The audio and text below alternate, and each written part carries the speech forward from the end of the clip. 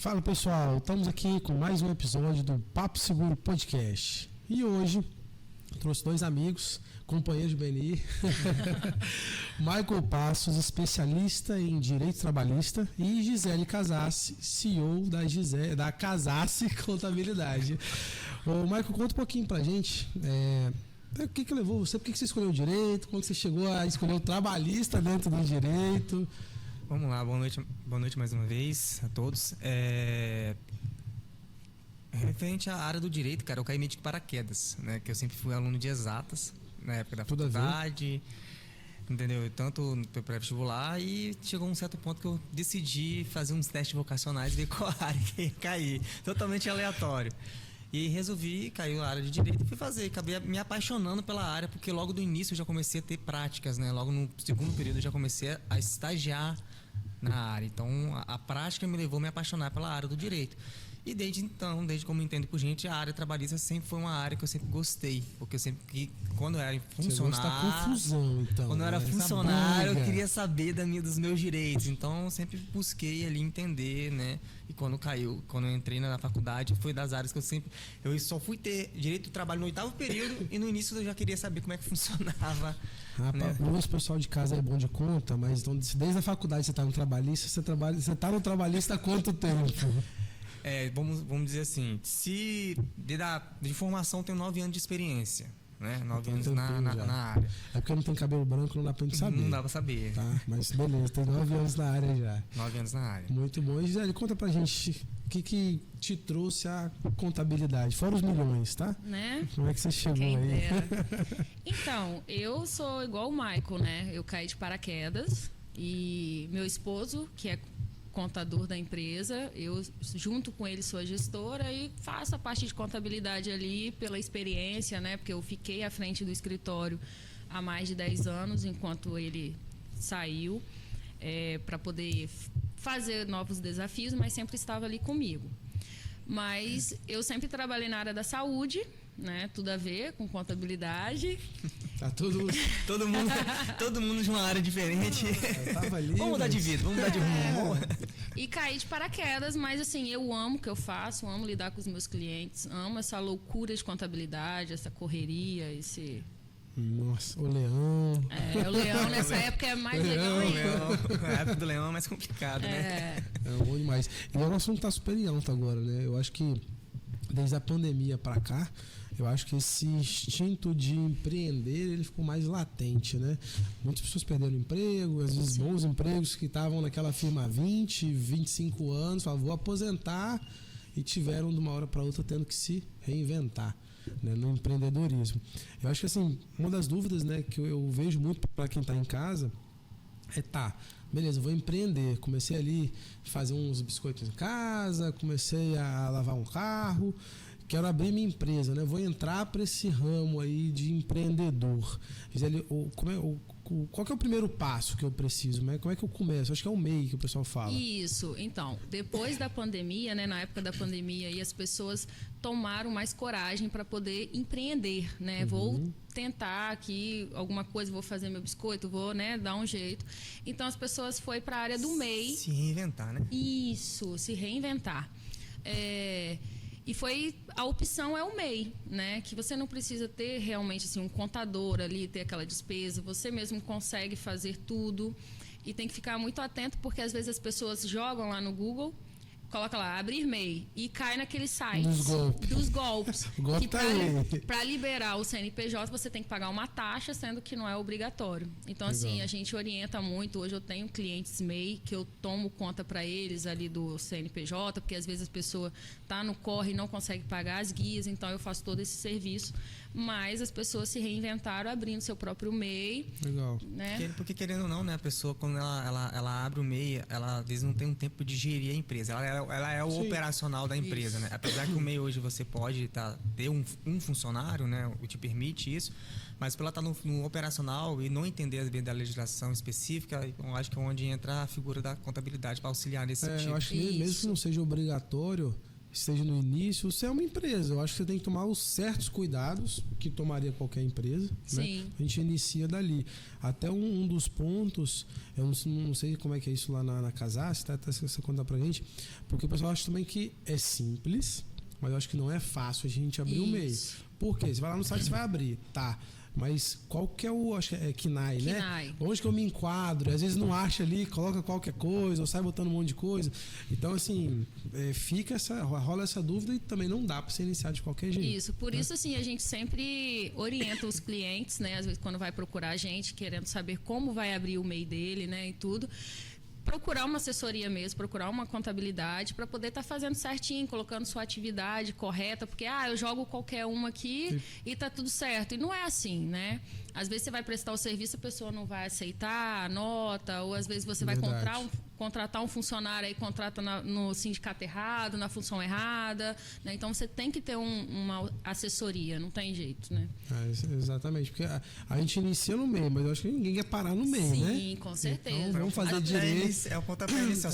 As pessoas têm muito medo de crescer. Eu tinha uma cliente que era MEI, e eu conversando com ela, Gisele, eu tô precisando me desenquadrar e tal, mas eu tô com muito medo, né? É muito obrigações. Eu falei assim, mas você já tem obrigações, então você só vai crescer, vão crescer, é assim mesmo. E ela foi e está super bem hoje, assim.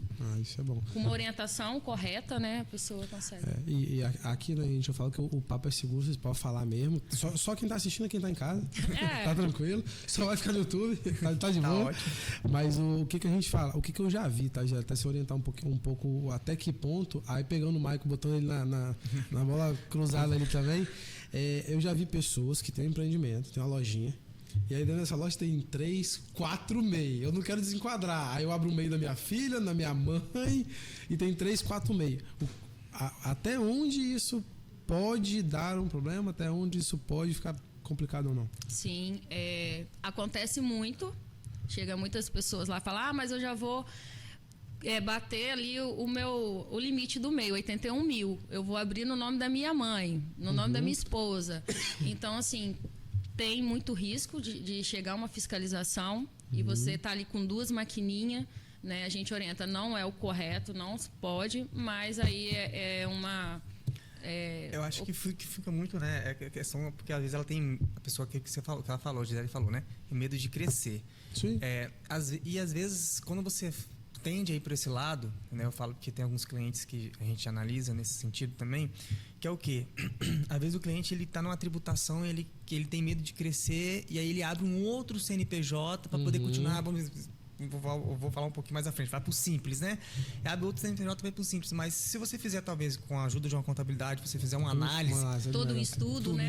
Às vezes você tem essa empresa e passar ela para um lucro presumido ou para um lucro real, sai muito mais vantajoso e traz uma economia para o seu caixa do que você abre 2, 3 empresas. E da mesma forma, às vezes, pode acontecer com o MEI.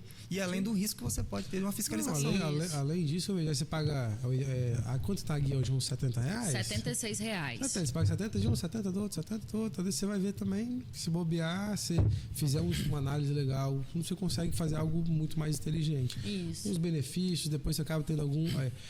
tem Pronamp, tem alguns outros que você consegue, às vezes, auxiliar a crescer também. O governo não tinha Pronamp para MEI, mas o governo liberou, mas só que taxou um acaba limite. Que fica pequeno. Isso, fica pequeno. Então, você quer crescer, eu acho que você tem que...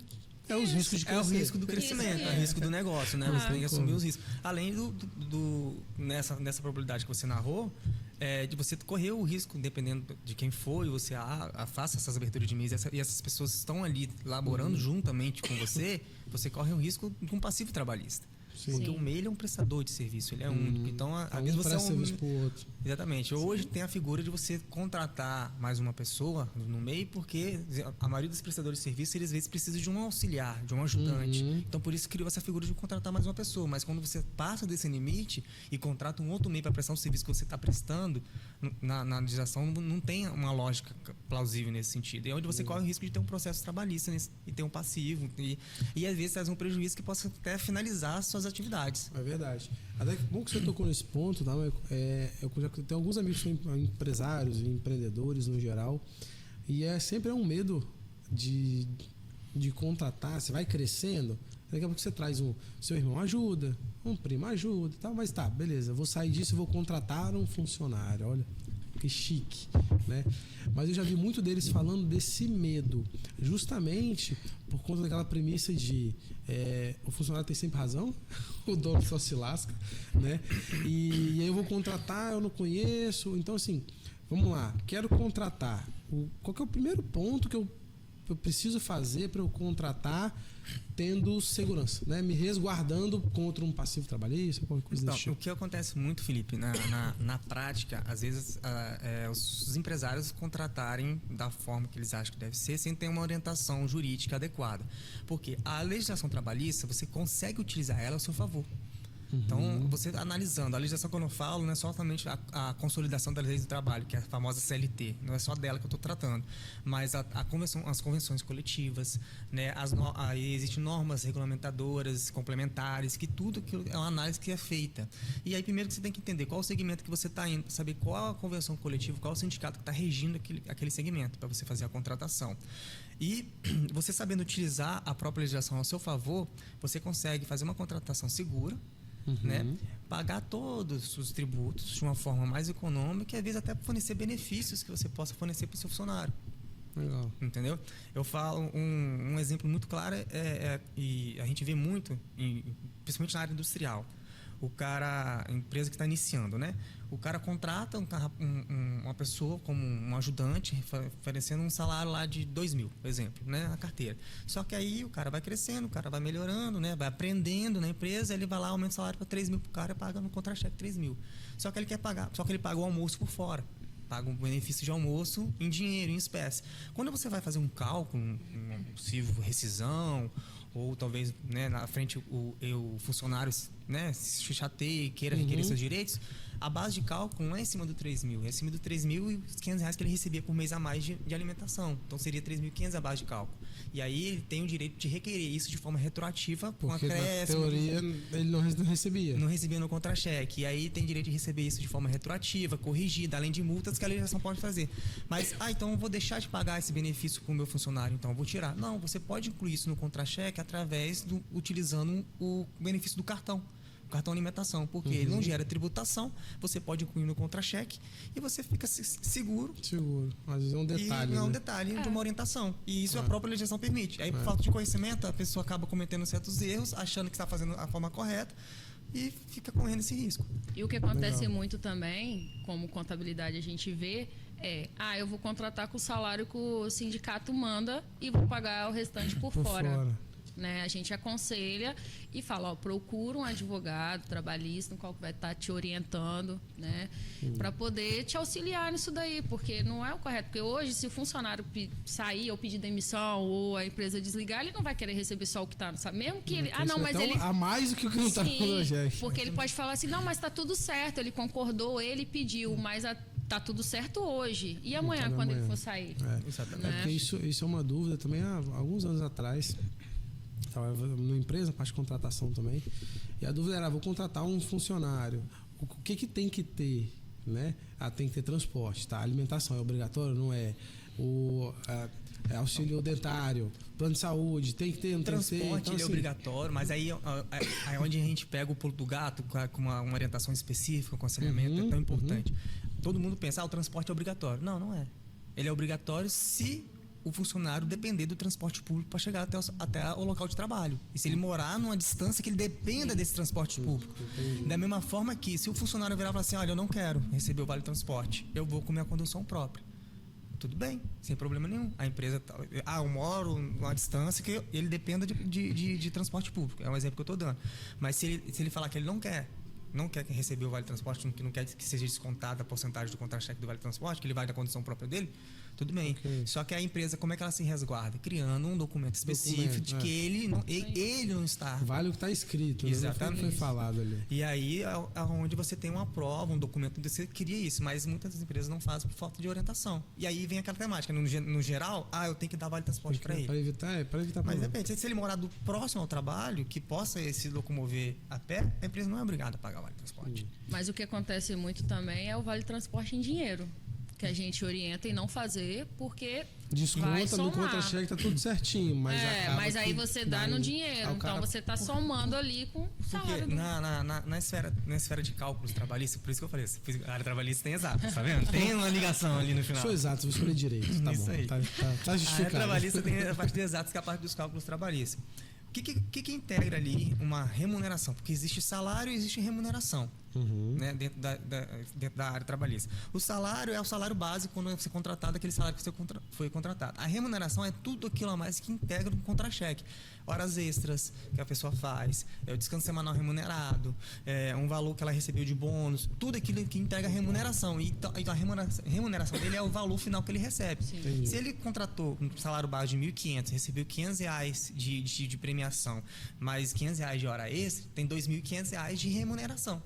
Sim. Então, por exemplo, o cálculo que é feito em cima daquilo ali. Se ele é um vendedor e recebe comissionamento, que aí tem aquele escalonado de cada mês, você tem pega uma média dos últimos 12 meses para poder fazer o cálculo. E isso tá legal nesse assunto. Por exemplo, eu tenho a base que a convenção pede. Beleza, o cara é estoquista, ele tem que ganhar tanto. Acima disso, eu posso botar qualquer valor? Por exemplo, eu quero contratar esse cara aqui, a base pede lá 1.500, mas eu quero pagar 5.000 para ele. Pode pagar. Porém, se você eu tiver tenho um cara que está num cargo acima que ele, mas ganha menos. Aí não pode. Que conflita. Não pode. O que acontece na hora de você fazer você pode pagar o valor que você quiser para o seu funcionário no contra-cheque, sem problema nenhum. Você não pode pagar menos que o piso que aquela convenção, que aquele sindicato rege, aquela convenção rege. Só que você esbarra em duas situações. Primeiro, se você tiver outro funcionário que exerce a mesma função, ele é um paradigma que a gente fala. Ou seja, tem que ter uma equiparação salarial. Se você tem um estoquista que ganha 5.000 e contrata outro ganhando 2, ele pode requerer da justiça a equiparação para ganhar 5 igual ao outro. Entendeu? Porque o que ele tem a mais de qualificação para ele ganhar 5 se ele faz a mesma função do que eu? Entendi. Então aí é onde vem uma orientação jurídica que a gente sempre fala. Criar-se um quadro de carreira e salários dentro da empresa, porque você estimula o funcionário a, vamos dizer assim, a crescer junto com você dentro da empresa, porque ele vai crescer junto da empresa e vai ganhar mais. O famoso plano de cargos e salários, né? Exato. Que a empresa pode criar através de uma orientação jurídica. E aí eles esbarram numa outra situação. Hoje eu consigo pagar 5.000. Amanhã a minha empresa está numa situação e eu não consigo pagar mais esse salário para ele. Eu posso reduzir? Não pode reduzir. Manda embora, então contrata outro, metade da experiência, metade do preço. Geralmente a prática seria mais ou menos isso. Você não pode reduzir. Da mesma forma, por exemplo, eu te contratei como gerente hoje, né? Você é meu gerente, eu estou te pagando 5.000. Só que eu mudei a sua função, vou te tirar do cargo de gerência e vou voltar você para um cargo de vendedor. Eu não posso diminuir o seu salário. Mas se não diminui o cargo... O seu salário permanece como salário de gerente. Sim. A legislação proíbe. Então, se você não tiver uma orientação específica na hora de você formular o seu quadro, começar a contratar a forma correta, o que eu tenho que fazer, é onde você começa a cometer esses erros e aonde vem a famosa generalização no seguinte sentido, de que a legislação trabalhista só serve para o funcionário, não serve para... Desculpa o teu ferrar o porque, na patrão. Verdade, até onde a contabilidade vai. Pelo menos lá na Casaça a gente trabalha assim. A gente orienta...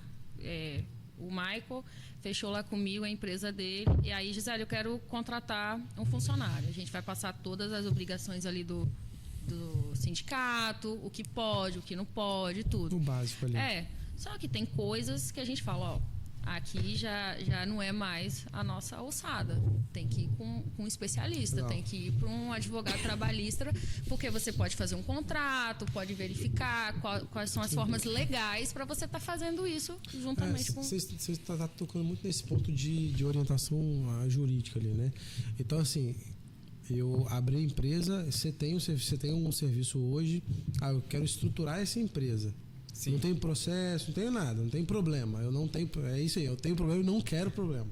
Então você tem isso, como é que funciona?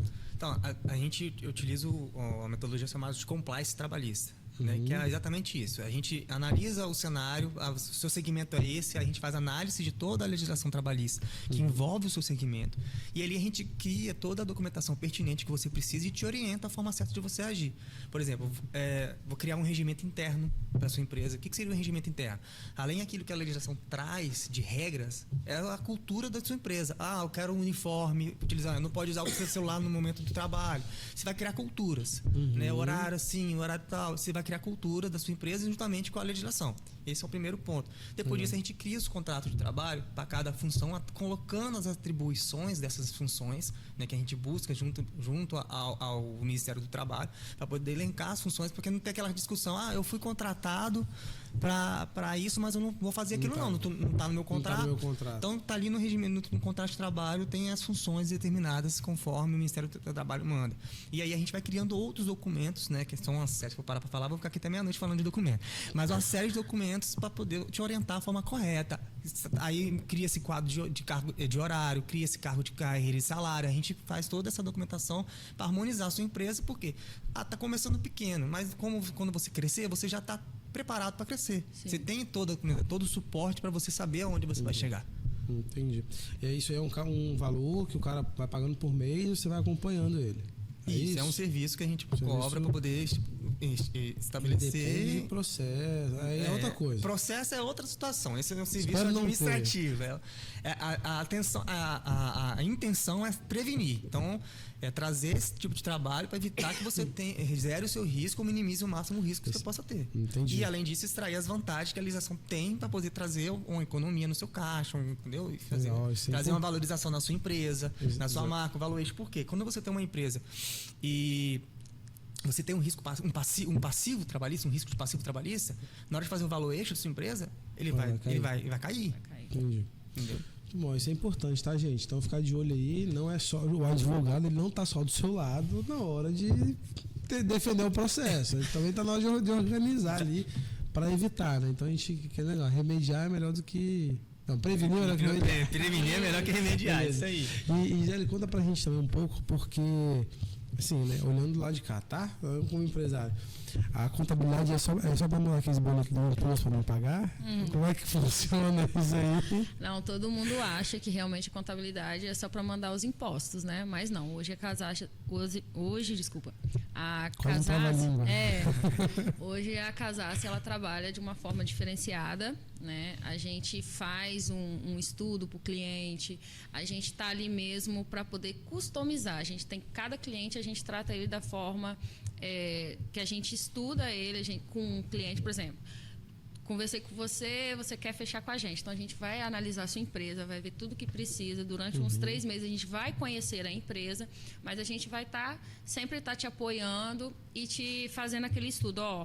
Aqui você está no simples, mas às vezes você indo para o presumido é melhor. Você acha que o simples é a melhor opção para você, que você está pagando pouco, mas não, né? Vamos crescer, que aí vem a parte do medo do crescimento. Mas não, a gente tem todo esse trabalho diferenciado para os nossos clientes. Legal. Isso é até importante. Desculpa, gente. Que eu já vi muito. Eu acho que a bola da vez hoje dentro de algumas empresas é a redução de carga tributária. Acho que é o que mais o pessoal quer, né? Porque a gente enxuga funcionário, enxuga o que puder economizar, apaga a luz, apaga tudo, mas aí o dinheiro acaba indo embora por conta de algo que está tributado de forma errada, ou você consegue... Eu vi muito pessoal falando, Gisele, de empresas de outros estados trazendo o CNPJ, abrindo às vezes uma filial, ou a matriz aqui jogando a filial para outro estado, porque aqui tem alguns incentivos, porque no outro estado não tem, né? A gente tentar reduzir isso. Então, vocês conseguem fazer essa análise de aonde que eu vou alocar, eu distribuo, é melhor distribuir daqui, da Serra, de Vitória, da onde que fica melhor? Sim, hoje a gente trabalha muito com importação, né? A gente faz essa parte de serviço de importação e a gente aconselha os nossos clientes. Então, tem muitos clientes que estão abrindo em Alagoas, que tem a base de cálculo reduzida, né? Então a gente fala com ele, em Alagoas você vai pagar menos imposto, tal. Aqui em Vitória também tem, mas não é igual a Alagoas, que lá o incentivo é maior. A pessoa quer abrir, mas não é MEI, tá, gente? Quer abrir empresa para Lagoa. Na parte de importação. Na parte de Lagoa. Importação, Alagoas está sendo um caminho bacana para os nossos clientes. Isso é algo que é muito dinâmico, né? Tipo, agora está em Alagoas, mas pode ser que ano que vem mudou o governo e agora não é mais Alagoas, sei lá, Pernambuco, por aí vai. E aí, hoje a gente trabalha assim, a gente faz estudos para os nossos clientes, a gente tem esse trabalho, né, diferenciado, a gente é uma contabilidade mais humanizada, né, todos os clientes têm o nosso contato, o meu, do Jardel, e fala com os nossos funcionários, sim, a hora que eles precisarem, a gente sempre está ali à disposição. Agora eu vou jogar algumas perguntas aqui, que é para vocês são da área, vocês têm clientes juntos, né? Temos clientes juntos. É melhor ter o Michael com o cliente ou é melhor o cliente ser o Michael? Não, melhor com o Michael, né? Tá vendo? Eu chamo o Michael, dá menos trabalho, né? Dá menos trabalho. É legal ter essa parceria comum, que a gente, querendo ou não, a gente acaba facilitando muito o trabalho um do outro, na questão de envio, documentação, aquela situação.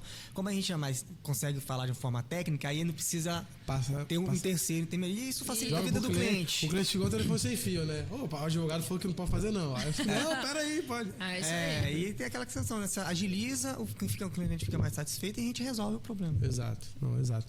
Vamos lá, vamos fazer algumas perguntas que quem é do meio empresarial sempre tem aquela dúvida, né? A primeira delas é assim, beleza, tem um funcionário que tá me dando dor de cabeça que só.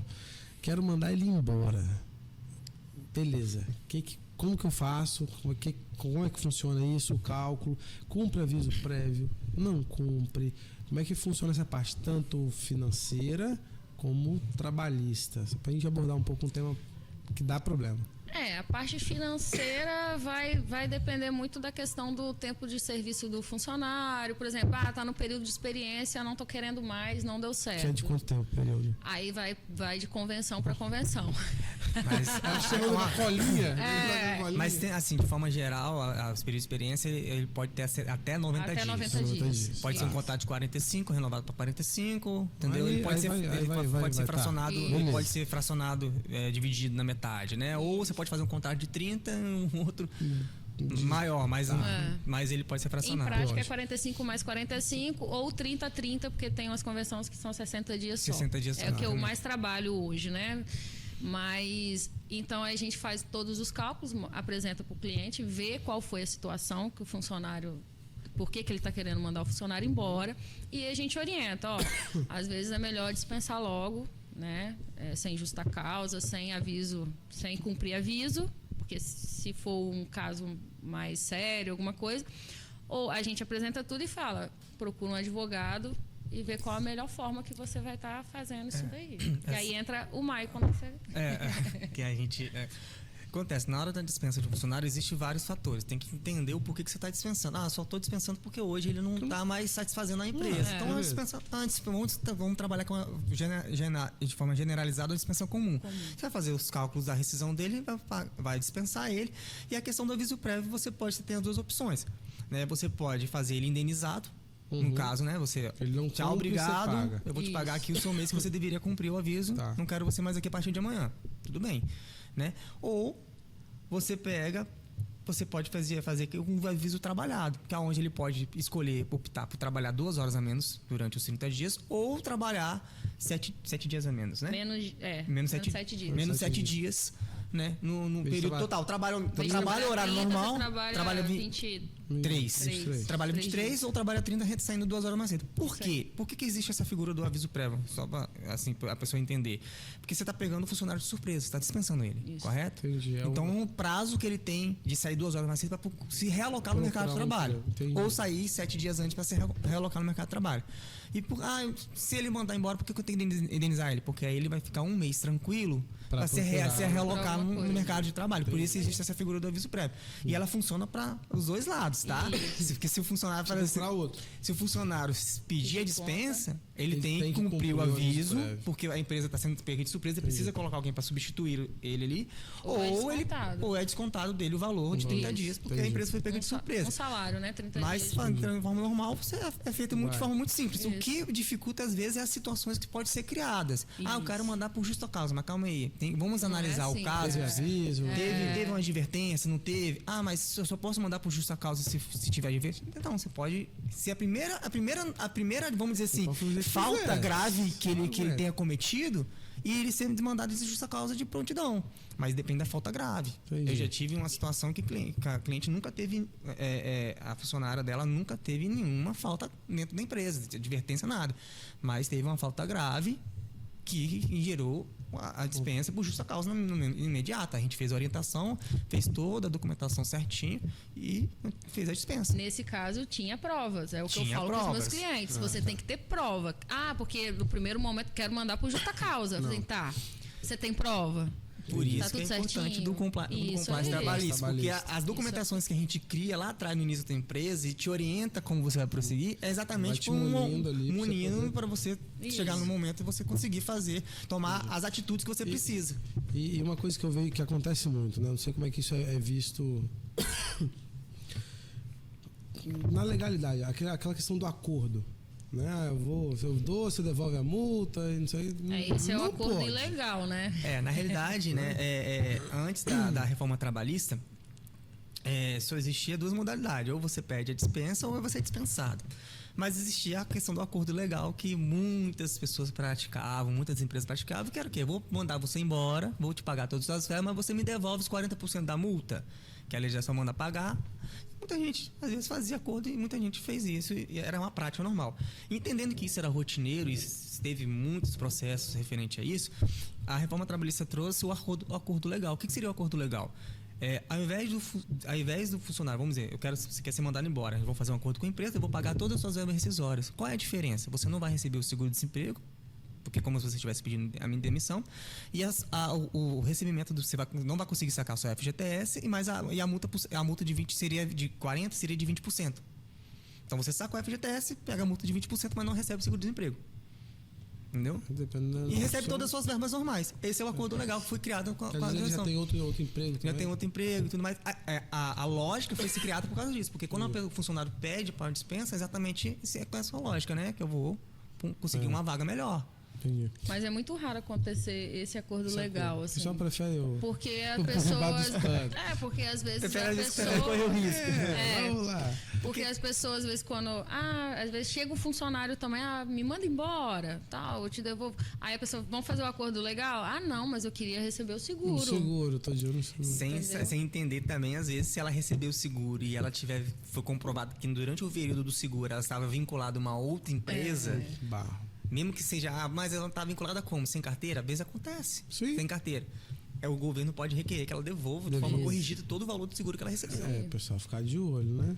É arriscado. Não sei se já tem algum cliente, mas eu já vi isso acontecer. Às vezes tem aquele funcionário que está lá 20 anos na empresa. E aí você está doido para mandar ele embora, mas custa mais que a empresa. E aí? Faz como? A contabilidade, não, eu não pode mandar embora. Não, mas eu quero. E... Tem outra, assim, eu tenho que pagar tudo na bucha, parcela. Como é que eu faço? A opção de parcelar seria mais judicialmente, né? Com advogado. Deixa o pau quebrar e... Na realidade, numa situação dessa, né, pode se aplicar o acordo legal. E a legislação também, com a reforma trabalhista, ela trouxe também a possibilidade de que o acordo entre as partes ela tenha uma validade. É uma discussão até se é constitucional, não é? Mas tem aceito isso no judiciário. O acordo entre as partes ela tem força para validade.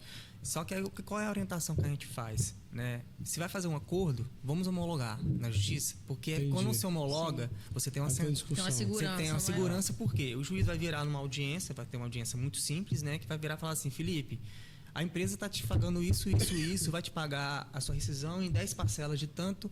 Você está ciente disso? Tô. Você sabe que a partir de agora, depois que a gente fizer essa sentença, homologar esse acordo, você não pode mais entrar na justiça, requerer nada referente a esse contrato de trabalho. Você está ciente? Tô. Então tá bom. O juiz te advertiu, você está ciente, você concordou. Deu a sentença, deu a segurança jurídica que a empresa precisava para evitar que você lá na frente o funcionário venha requerer qualquer tipo de direito referente àquilo ali. E vice-versa, é uma segurança jurídica para ambos. Pode ser feito? Pode. Você faz um acordo, mas a orientação é sempre fazer uma homologação perante a Justiça do Trabalho, que é muito simples, é muito rápido de ser feita, né? Demanda um pouco mais de tempo por causa do judiciário, né? Querendo ou não, a morosidade do judiciário, mas é a forma mais segura de se fazer. Entendi. Legal. E outro ponto que eu acho que é muito divergente nas empresas é a questão do hora extra, né? Esse hora extra, assim, eu pode fazer, é obrigado a fazer, eu paga com banco de horas ou paga indenizado, né? E quanto que seria esse valor de hora extra?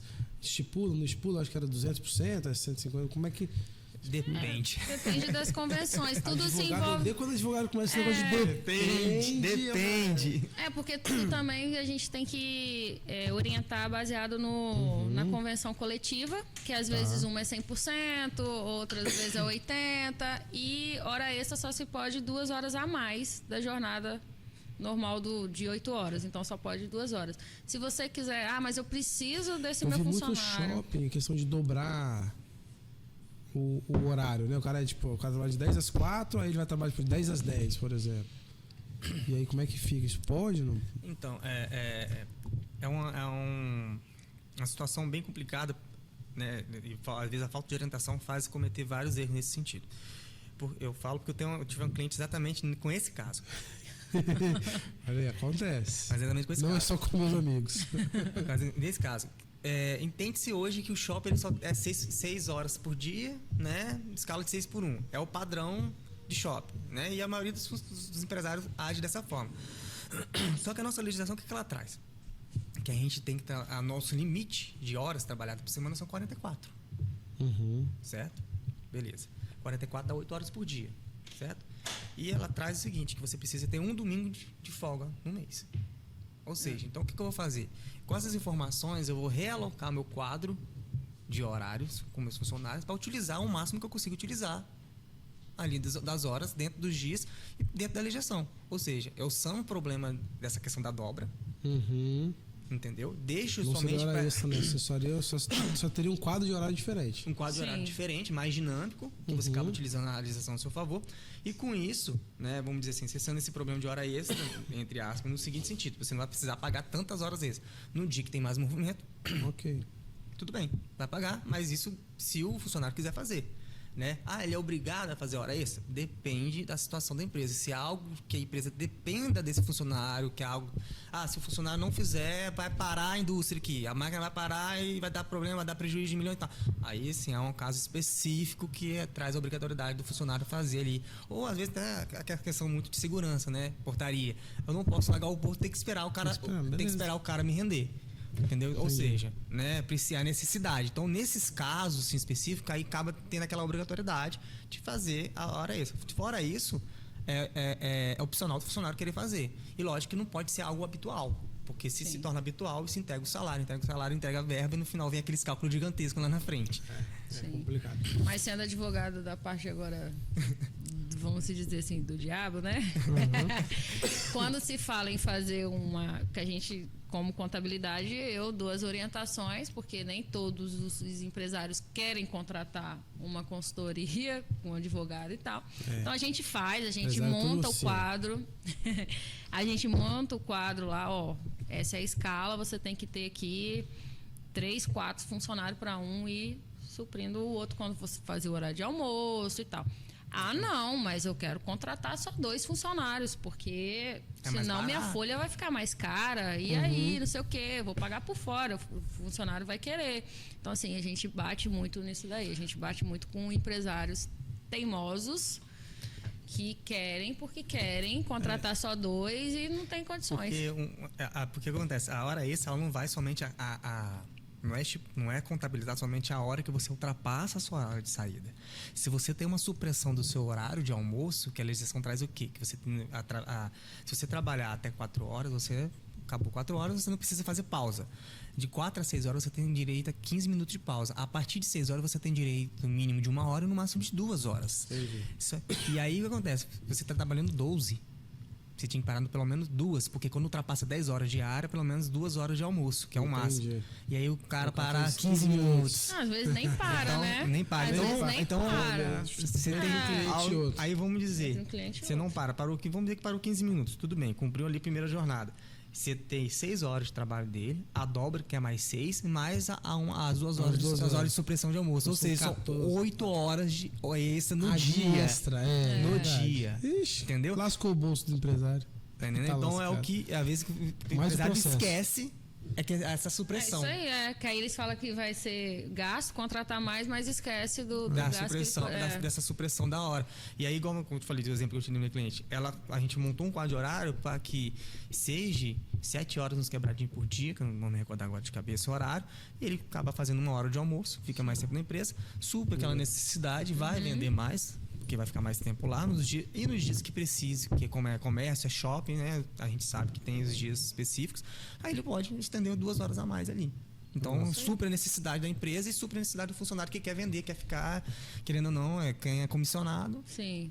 Eu tô percebendo, hoje Gisele, você atende algum nicho mais específico de clientes? Não. Hoje a Casar tem se dinheiro, atende... você tá atendendo. Isso aí. Contabilidade. Não, hoje a gente não tem um nicho específico, a gente consegue abranger a todos os empresários, desde MEIs, até importação, exportação, indústria, construtoras, a gente atende a todos. Bacana. Uma das coisas que eu falo, a gente já trouxe alguns convidados aqui, né? A gente já da parte imobiliária, da parte empresarial, parte da saúde, e uma das teclas que a gente sempre bate é realmente de buscar, né, aquele profissional qualificado, né, um escritório que tem um porte igual tem o de vocês, que consiga atender cada nicho, um advogado que seja da área. Não adianta você chegar para um advogado que é penal e falar, cara, como é que eu organizo minha empresa? Eu, pessoalmente, não faço nada de penal. O meu sócio, ele é penal. Hoje mesmo recebi um telefone de um amigo meu, rapaz, você faz penal? Eu falei, não faço, mas eu vou te passar o contato do meu sócio. Porque não adianta, ele vai falar comigo, eu vou, não é minha área. Porque agora eu machuquei o joelho, deixa eu ir no neuro aqui, pra ele me resolver. Não é minha área. Uma das dicas que a gente dá, né, pessoal, é assim, procura o advogado especialista, procura o que você falou sobre o compliance trabalhista, porque é a importância de organizar, seja desde a abertura da empresa, né, já o MEI, o KNAI, vou mudar para o Simples, organizar a empresa, porque parece que é aquela economia que sai cara depois, né? Hoje eu não faço. A economia que sai cara. E aí daqui a pouco você pega uma multa, pega economia um processo, besta, né? Você pensa que está economizando, mas você está gerando um passivo que lá na frente pode trazer um prejuízo, inclusive que pode trazer um prejuízo de fechar a sua empresa. Exatamente. Porque eu vejo muito que o medo do empresário é de você realmente organizar, aí você começa a realmente ver como que está a estrutura, e aí gera custo. Então eles vão tocando de qualquer jeito, às vezes gasta muito mais, mas não vê. Não vê, exatamente. Então você tem medo, vou trazer um advogado, não é caro. Trazer a consciência de que isso é um investimento. E assim, né, assim como eu, assim como já, a gente trabalha com contratos personalizados. Então, tipo assim, a gente vai atender a sua demanda conforme do tamanho que é. Se o cliente é pequeno, o cliente é grande, ele é grande. Exatamente. Às vezes as pessoas falam assim, seu escritório é em Jardim Camburi? Não vou nem procurar não, porque é caro, mas não é assim. A gente vê a demanda e qual você é tem que abrir das filiais. Você fala, não, vai no escritório. Vai lá no escritório. É o mesmo. E a grande diferença que a gente traz, né, igual a Gisele falou, é essa questão desse atendimento humanizado. Que é um gargalo na contabilidade, não é minha área, né? Mas na advocacia é um gargalo muito grande ter esse atendimento humanizado. Então hoje os meus clientes, eles têm meu número pessoal. E a gente onde a gente conversa. Porque é um gargalo. Hoje em dia, a maioria dos escritórios é WhatsApp Bolt, alguém que fala para alguém e tudo mais. Então, querendo ou não, você tem. E aquela questão, né? Eu mandei mensagem para o meu advogado não me responde, então fala comigo. Isso é um gargalo muito grande na advocacia. Então, para o escritório, eu trago esse atendimento humanizado para os meus clientes, nesse sentido. De sempre responder, né? Legal. Lógico, é igual na Casar-se também. Todos os nossos clientes têm o meu contato e o contato do Jardel. Então, assim, aconteceu alguma coisa, não conseguiu falar com a nossa equipe, eles ligam pra gente de imediato. Legal. Eu até brinco, né? Lá no atendimento que a gente faz, o cliente tem o nosso número pessoal. Eu falo, cara, é o mesmo número que você vai me ligar para para resolver problema. Se quiser ligar para ir pro churrasco, é o mesmo, tá? Aí. Não tem problema. Não tem problema, né? Não tenha medo de ligar, é o mesmo. Pode convidar pessoalmente pro churrasco. Legal. E aí você tocou num ponto interessante, Mário, que a gente vê, que aí até vou pedir para Gisele comentar um pouquinho sobre isso. Parece ser muito fácil, né? Vou abrir empresa, não deu certo, pega, fecha, acabou, né? E assim, diz que e assim, fechar a empresa é muito mais difícil que abrir, né? Passa a régua, isso aqui fica pra trás e daqui pra frente. Como é que é vai isso? Abrir assim, a empresa né? é fácil, fechar. Não é assim, né? Como é que funciona? Pra fechar, falir, né? Opa, falir, pessoal. Vou pagar ninguém. Aí a questão de falir, por exemplo, muitos clientes me entram em contato e dizem, falir, como é que eu faço? Aí é só a base de advogado mesmo, porque contabilidade a gente não consegue resolver essa parte. Não é o fornecedor, se eu não me engano, se eu estiver falando errado, você me fala. É o fornecedor que abre falência para a empresa, não é a empresa que vai abrir falência. Aí tem a autofalência também, né? A autofalência. Mas aí é um processo que a gente tem que analisar o seguinte... entender o porquê que a empresa chegou naquela situação. Porque aí a gente volta lá atrás, o porquê da consultoria lá no início. Porque se houver uma confusão do empresário, do seu patrimônio pessoal com o seu patrimônio empresarial, vamos dizer assim, né? O cara confunde as contas, não tem aquela organização de contas, ele paga coisa pessoal com coisa da empresa. Porque depende de uma determinação de um juiz dizer se você está em recuperação judicial ou se você está falindo. E aí, se você não conseguir comprovar que você fez tudo certinho e você faliu por infelicidade mesmo ali, você não consegue ter uma autofalência. Sim. Entendeu? Entendi. E aí tem outros institutos que a gente pode trazer dentro da que é um estudo que a gente faz junto, né, junto com o empresário, com a empresa, para entender, né, ali vamos dizer assim, para tentar resguardar o CPF, a pessoa física, no sentido numa questão de uma execução que fique somente na fila de credores para a empresa. Não que o cara vai querer sonegar, que o cara tá fugindo, querendo pagar, mas o cara também precisa subsistir, precisa sobreviver, ele tem conta para pagar como todo mundo.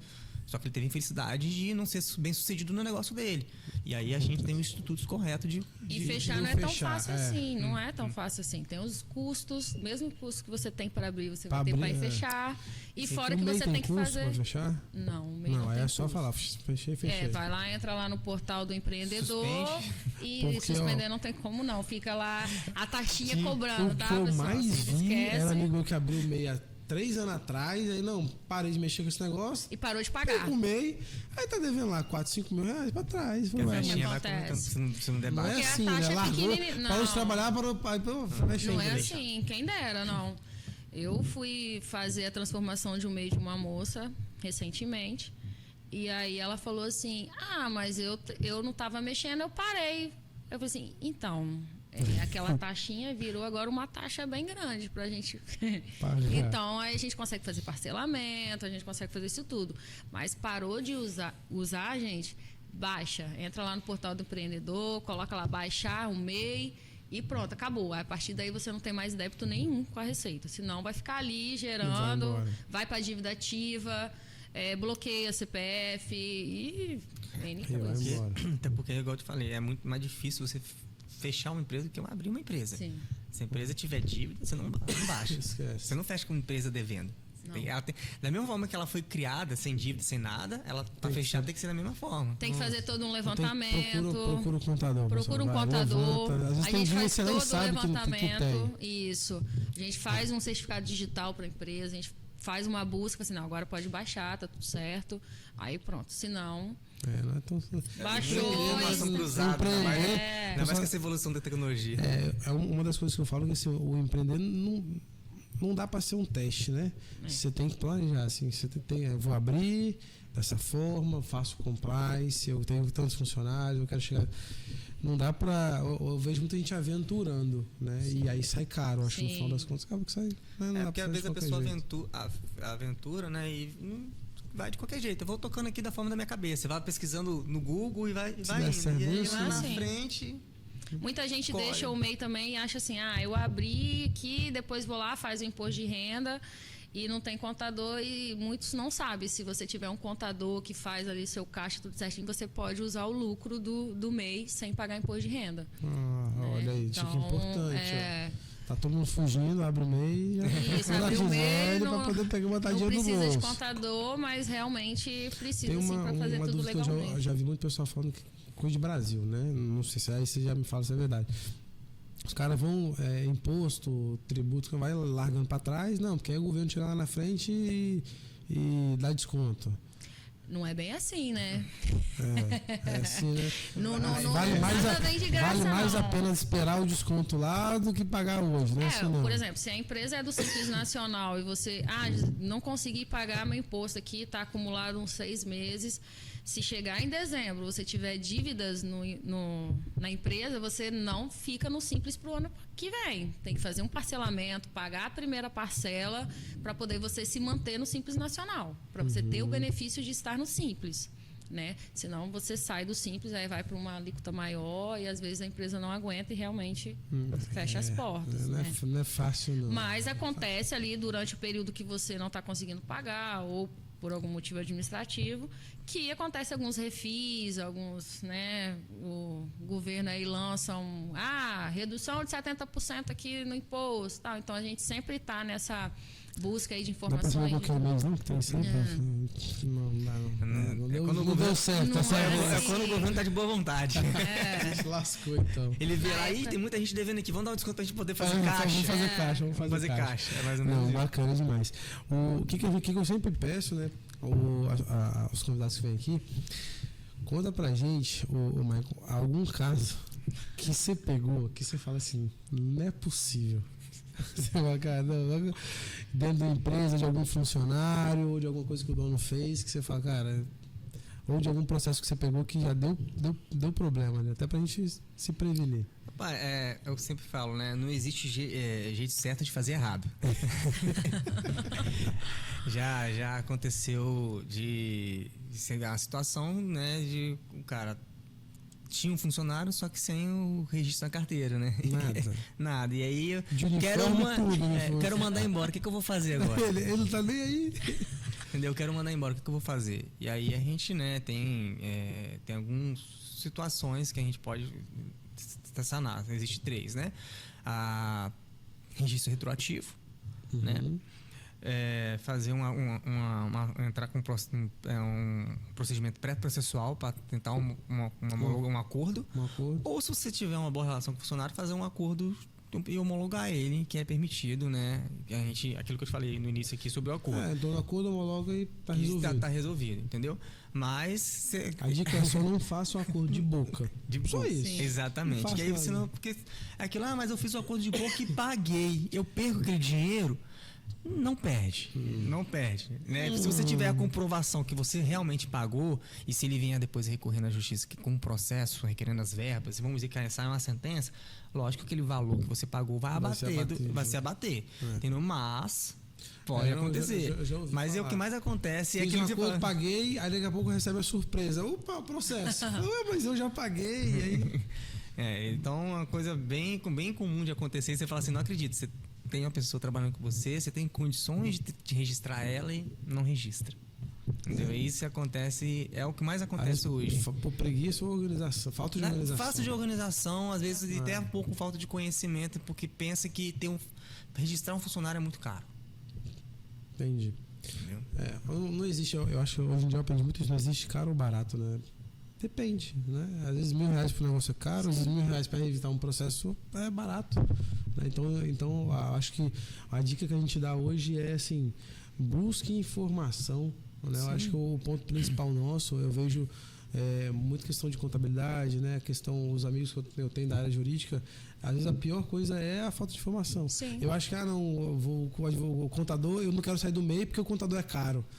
Tá, acontece eu já perguntei pra alguns, mas quanto que é a taxa do contador? Não, é caro. Eu falei, não, vou sair, o imposto é caro, tá, mas quanto que é o imposto? Então a gente fica naquele planejamento, medo, né? Naquele medo, né? Planejamento e tal. Por falta de conhecimento, às vezes, né? Às vezes, se você pegar, às vezes, não tenho condições, né? Não sei, eu não quero contratar uma consultoria, né? Para poder o advogado fazer todo o trabalho. Mas às vezes uma consulta de 1 hora com o advogado para trazer algumas clarezas, algum direcionamento, Não fala para as empresárias quanto que é a hora do Michael, né? Não fala, não. Comprometeu. Mas eu posso pegar e fazer algo pontual contigo. Cara, resolve isso aqui. Quais são os documentos que eu preciso para abrir, por exemplo? Exatamente, entendeu? Exatamente. É só para dar puxar um gancho aqui, a questão de valores, essas coisas, né? Meu código de ética proíbe que eu não... Meu código de ética proíbe que a gente faça divulgação ou captação de cliente disso. Então, por isso que a gente não pode. Aqui eu tô dando informações, é só um bate-papo. Tá só brincando. E até porque você colocou que ele é muito personalizado, né? Isso, personalizado. Depende muito do que você fez. Não só comigo, mas o cliente ele tem a opção de procurar aquele que seja de sua confiança. Mas é isso mesmo, a gente orienta, tá, pessoal? Vai empreender. Eu tenho muitos amigos já... Não sei se fecharam a empresa, mas parar de atuar com ela. Se tá devendo ou não, eu já não sei. Mas que tentaram e realmente não conseguiram por falta de informação. Acontece muito isso. A pessoa a empresa normal, não é MEI, e aí deixa ela paralisada, acha que a empresa tá quietinha, mas não tá. Você tem obrigações mensais a ser enviada. Se não for enviada, tem multas para enviar isso depois em atraso. Então, quando você vai... E aí tem a questão que chega no final do ano, se você tiver débito, você sai do Simples, aí você vai para um lucro bola presumido. De neve. Aí se você não envia... Se você não envia as informações mensais quando você é lucro presumido, que tem muito mais obrigações para a gente enviar, é multa de cada obrigação. Então, assim, mesmo sendo paralisada, a gente tem obrigações mensais a serem enviadas. Porque, às vezes, o que acontece, o que eu, às vezes, fico rindo, assim, que as pessoas falam, mas eu abri o CNPJ esse mês, você já quer me cobrar no trabalhei, você não trabalhou nada para mim esse mês. Eu falo, ai, gente, mas... eu tenho obrigações mensais a cumprir. Isso é muito interessante, que é onde o pessoal fala, né, que o contador é caro. Mas mesmo, é aquilo que ela falou, tem obrigações, mesmo você não tendo folha de pagamento, mas tem as obrigações fiscais que precisam ser feitas, que o empresário não tem um conhecimento. Não tem folha ou não tem imposto também, porque a gente tem que mandar, mesmo se for zerado, a gente tem que enviar. Só para gerar, tem que enviar zerado. Então, envia zerado. É interessante às vezes, né, conhecer o trabalho, né, conversar. Porque a gente qual é o trabalho do contador? O que você tem que fazer? Poxa, não sabia que tinha que enviar em zerado. E o que eu vejo muito é que o empresário ele tenta criar esse contraponto junto com o advogado e com o contador. Parece que você é contra ele, né? Sim. Eu tenho que pagar, você gera imposto para mim. Falou, não, cara, os dois têm que estar do mesmo lado da mesa. É o que eu sempre falo, que a gente não é só uma contabilidade, a gente é um parceiro do nosso cliente. Eu acho que você quer, às vezes, mais que ele dê certo. Isso aí. E eu falo que eu sou uma mãe para os meus clientes. Eu carrego no colo mesmo, eu fico preocupada, eu ligo, vão parcelar, você vai sair do Simples, pelo amor de Deus. E eles ficam doidos comigo, porque eu falo, parece que a empresa é minha, eu carrego no colo mesmo, todos os meus clientes. Você cuidado. É ter o cuidado, né? É a parte humanizada, né? Eu até brinco com alguns clientes, tem o seu advogado como seu amigo, porque a gente está trabalhando exatamente pensando no seu melhor, pensando no seu bem, pensando no bem-estar da sua empresa, porque a gente quer pensar o quê? Se você prosperar, a gente prospera também com você. Claro. Entendeu? Claro. Tem que estar no mesmo time, legal. Agora, só pra gente finalizar, vou pedir pra vocês olharem pra câmera ali. Agora é a hora que a pessoa do marketing dos cortes gosta.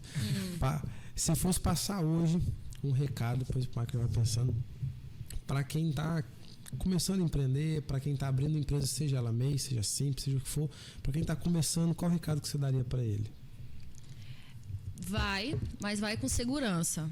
Procura um especialista, procura orientações jurídicas de contador. E assim, gente, pesquise se a pessoa realmente é especializada no que ela está te passando, se é isso mesmo, porque hoje em dia tem muitas pessoas que falam, é X, mas na verdade é XY, né? Então, vai sem medo, mas vai com orientação, vai baseado na segurança. Muito bom, vale ouro. Michael. Vou repetir que ela falou tudo que a gente falou tudo. Não, mas assim, fazendo um ponto, primeiro, né, se planeje, né? Faça um planejamento onde você quer chegar, né?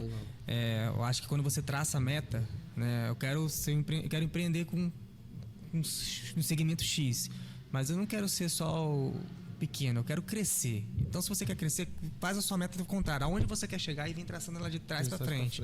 E através disso, busque as orientações com os profissionais qualificados que você precisa para o seu segmento, seja o advogado ali na hora da contratação, entender um pouco mais a dinâmica, busque as informações, nem que seja uma consulta, mas busque as informações para você entender como é que é a dinâmica, da contabilidade, imposto, o que tem que gerar, o que não tem que gerar, para você já iniciar entendendo sobre o seu negócio, entendendo se é realmente aquilo que você quer, porque isso vai te trazer segurança, vai te trazer uma base, que aí evita, né, lá na frente você ter um prejuízo e ter aquela frustração que eu vi muito. Comecei meu negócio, mas não deu certo. Tomei um prejuízo, não sei o quê. Mas muitas vezes porque às vezes começou de forma errada. Exatamente. Se você se planeja antes, se você estuda, às vezes é melhor você segurar um pouquinho mais e se planejar e fazer de uma forma correta do que você arriscar, visão, né?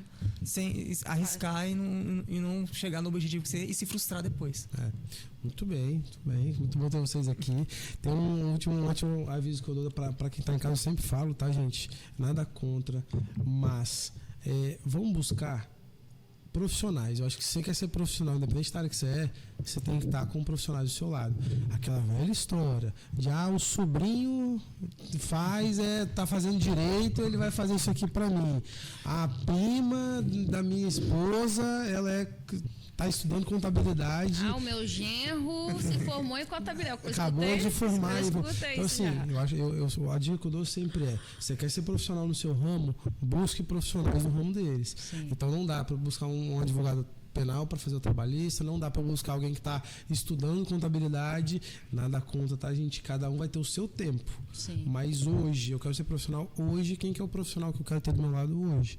Acho que essa é uma dica que a gente tem que ter, porque senão a gente vai patinar e não vai chegar a lugar nenhum. Tá? Boa noite. Eu sei que tem muitas dúvidas da parte trabalhista, da parte de contabilidade, então o pessoal quiser mandar as perguntas, espero vê-los vocês aqui novamente, para a gente bater mais um papo seguro. Tá? E muito obrigado. A gente agradece o convite. A gente agradece o convite, foi um prazer estar aqui com vocês. Valeu. Valeu.